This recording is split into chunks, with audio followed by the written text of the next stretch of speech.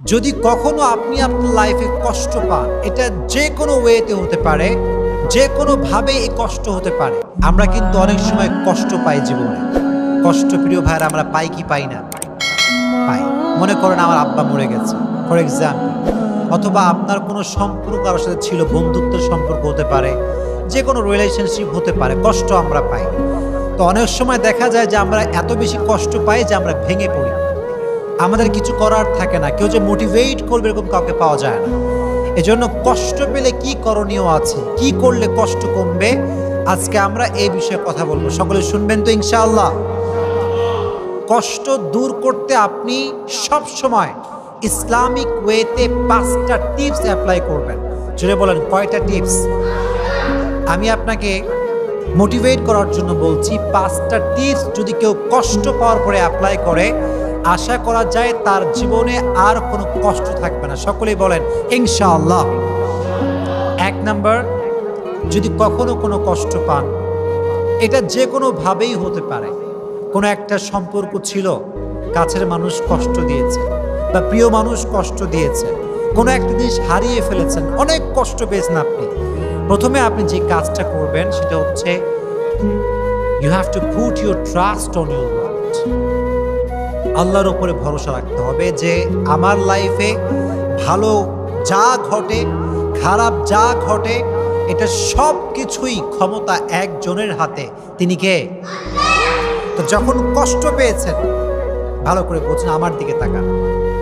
যখন কষ্ট পেয়েছেন আপনি বলবেন, আল্লাহ যা হয়েছে ভালোর জন্য হয়েছে, তুমি যা করেছো এটা ভালোর জন্যই করেছো, আমার তোমাকে নিয়ে কোনো অভিযোগ নাই, আমার জীবনে যা ঘটেছে আমি সেটার জন্যই পড়ছি আলহামদুলিল্লাহ।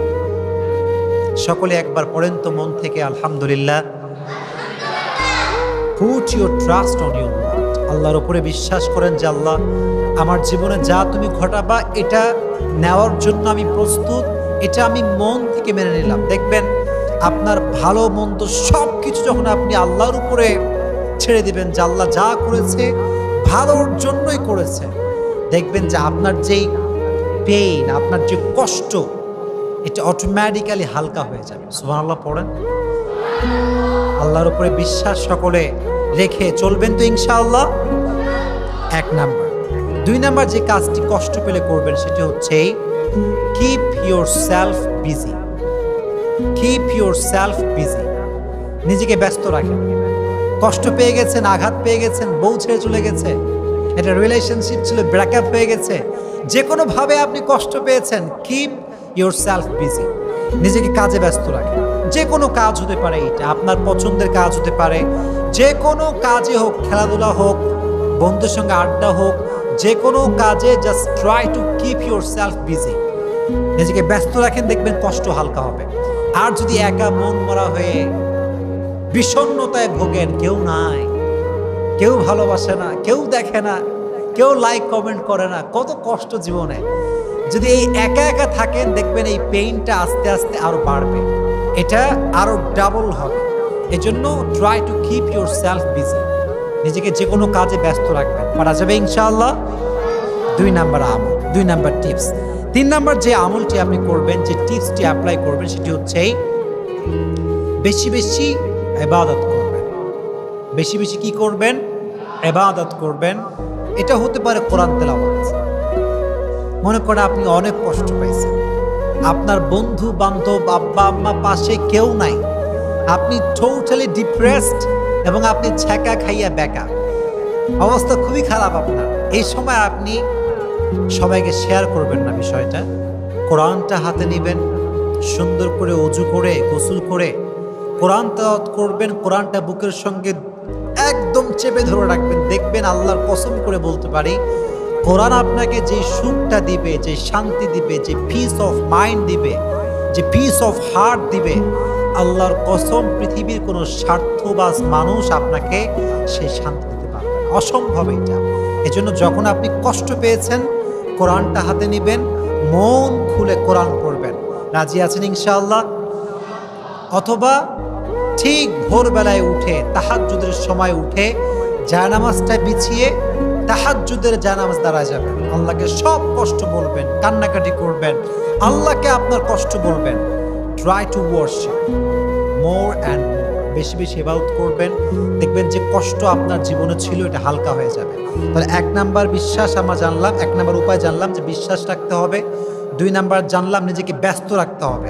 3 নাম্বার জানলাম বেশি বেশি ইবাদত করতে হবে। বল বেশি বেশি কি করতে হবে? ইবাদত করতে হবে। 4 নাম্বার হচ্ছে spend your time with good people.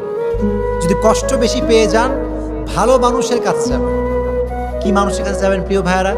ভালো মানুষ যারা, যাদের চরিত্র ভালো, আচার আচরণ ভালো, এটা বেশিরভাগ ক্ষেত্রে আলেম ওলামার মাঝে পাওয়া যায়। স্কলার যারা, তারা ভালো চরিত্রের হয়। হুজুরদের কাছে যাবেন, ইমাম সাহেবের কাছে যাবেন, কথা বলবেন, দেখবেন মনটা অনেক হালকা হবে। এই তো যখন কষ্ট পাবেন, তখন আপনার সময়টা আপনি খারাপ জায়গায় দিবেন, গান শুনবেন না, মোবাইল ফোনে বাজে ভিডিও দেখবেন না, ভালো মানুষের কাছে গিয়ে সময়টা কাটাবেন। রাজি আছেন ইনশাআল্লাহ? 4 নাম্বার। 5 নাম্বার, এটি খুবই গুরুত্বপূর্ণ এবং এটি শেষ টিপস, সেটি হচ্ছে spend your time with your parents. আব্বা আম্মার সঙ্গে সময় কাটাবে। অনেকে দেখা যায় যে পৃথিবীর সবার সঙ্গে সে সময় কাটায়, কিন্তু আব্বা আম্মাকে একটা মুহূর্ত সময় দেয়। এরকম লোক বাংলাদেশে আছে না নাই? অনেক আছে। মনে করে যে আমার বন্ধু আপন, অমুক আপন, তমুক আপন। বিশ্বাস করেন, বিপদে পড়লে আব্বা আম্মার চাইতে আপন পৃথিবীতে আর কাউকে পাওয়া যায় না। কথা বলেন ঠিক কিনা? আব্বা আম্মা সবচেয়ে বেশি আপন। এই জন্য কষ্ট পেলে আব্বা আম্মার সঙ্গে শেয়ার করবেন, আব্বা আম্মাকে বলবেন, আব্বা আম্মার সঙ্গে আপনার টাইম স্পেন্ড করবেন, দেখবেন আপনার কষ্ট হালকা হয়ে যাবে। তাহলে আমরা উপায় জানলাম 5টা। জোরে বলেন কয়টা? 5টা। আচ্ছা, আমরা রিপিট করি। এদিকে সবাই এদিকে রিপিট করি। আমাকে একজন মুখস্থ শোনাবেন, পারবেন তো ইনশাআল্লাহ? দেখি কে মুখস্থ শোনাতে পারে। 1 নাম্বার আমি বলে দিচ্ছি। 1 নাম্বার, বিশ্বাস এবং ভরসা করবেন একজনকে। তিনি কে? হায় এত মরা, জোরে বলেন কে? 2 নাম্বার, নিজেকে ব্যস্ত রাখবেন। নিজে কি রাখতে হবে? 3 নাম্বার, বেশি বেশি ইবাদত করতে হবে। বেশি বেশি কি করতে হবে? 4 নাম্বার, ভালো মানুষের সঙ্গে সময় কাটাতে হবে। আর 5 নাম্বার হচ্ছে আব্বা আম্মার সঙ্গে সময় কাটাতে হবে। আচ্ছা, কেউ কি আছে আমাকে বলতে পারে 5টা? আচ্ছা বলো, আমি সাহায্য করব। কেউ নাই? কেউ নাই? মুখস্থ করে নাই কেউ? আচ্ছা, 1 নাম্বার, বিশ্বাস রাখতে হবে। সবাই বলেন 1 নাম্বার কি রাখতে হবে? 2 নাম্বার, নিজেকে, মাশাআল্লাহ। 3 নাম্বার, বেশি বেশি, বাচ্চাদের ব্রেইন বেশি, তোমাদের ব্রেইন নেই, তোমরা মগা। 3 নাম্বার, বেশি বেশি কি করতে হবে? ইবাদত করতে হবে। মজা করলাম। 4 নাম্বার হচ্ছে ভালো মানুষের সঙ্গে, এই তো মাশাআল্লাহ। 5 নাম্বার, বাবা মায়ের সঙ্গে সময় কাটাতে হবে। দেখছেন, এই বাচ্চাদের নলেজ বেশি, মাশাআল্লাহ। তো আল্লাহ যেন আমাদের সবাইকে এই কাজগুলো মানা এবং বোঝার এবং আমল করার তৌফিক দান করে। আমরা সকলেই পড়ি আমিন।